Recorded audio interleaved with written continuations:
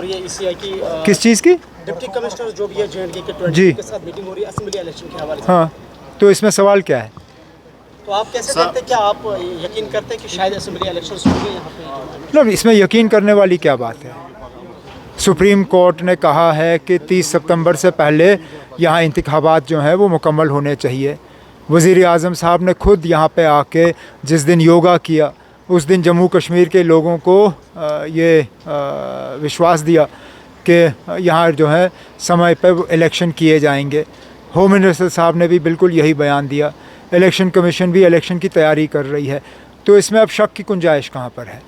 उमर साहब, जम्मू पीसफुल इलाका माना जाता था, मिलिटेंट एक्टिविटीज़ में इजाफा हो रहा है, आप देख रहे हैं कि सिचुएशन कैसी है, तो हाउ वुड यू रिएक्ट? मतलब ये सवाल आप बीजेपी से करिए ना।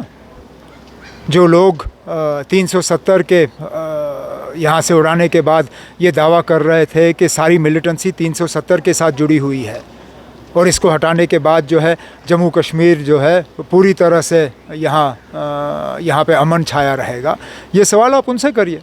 हमने बार बार कहा है कि मिलिटेंसी का 370 से कोई लेन देन नहीं था, हटाने से भी मिलिटेंसी पे कोई ख़ास असर नहीं पड़ेगा और ये साबित हुआ है। ये लोग लापरवाही कर रहे हैं, ये लोग अपने काम के तरफ ध्यान ही नहीं दे रहे हैं, बाकी चीज़ों में लगे हुए हैं।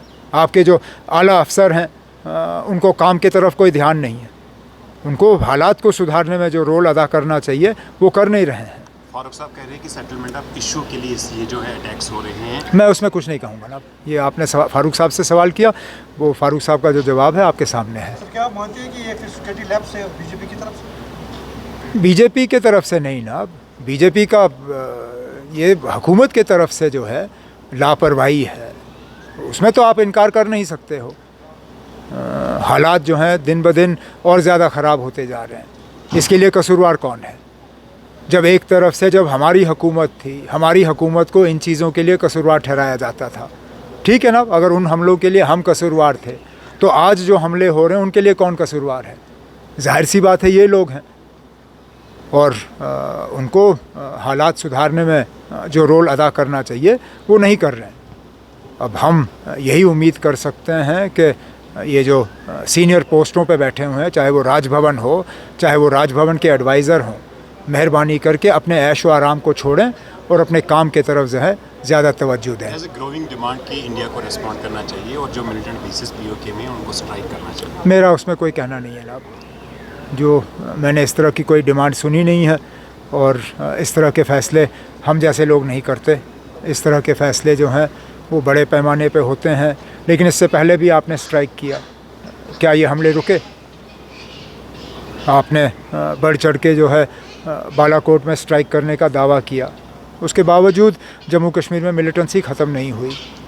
अगर आप मुझे यकीन दिला सकते हो कि स्ट्राइक करने के बाद जम्मू कश्मीर जो है वो पूरी तरह से मिलिटेंसी से आज़ाद किया जाएगा, ठीक है ना, हम भी सुनने के लिए तैयार हैं। उमर साहब, जैसे कि आपने कहा कि इलेक्शन कमीशन जम्मू कश्मीर में असेंबली इलेक्शन की तैयारी में मसरूफ़ है, दूसरी जानब जम्मू में मिलिटेंट के अटैक्स हो रहे हैं, तो कोई एप्रीहेंशन है आपका कि? मुझे कोई एप्रीहेंशन नहीं है।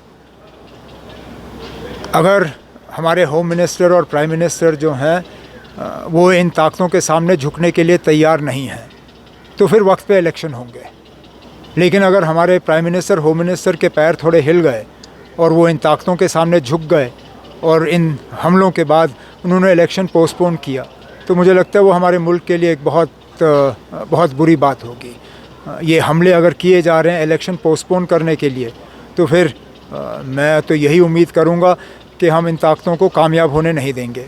लेकिन अगर हमारी जो केंद्रीय सतह पे लीडरशिप है, अगर वो इन ताकतों के सामने झुकना चाहेगी तो ये फ़ैसला उनका होगा।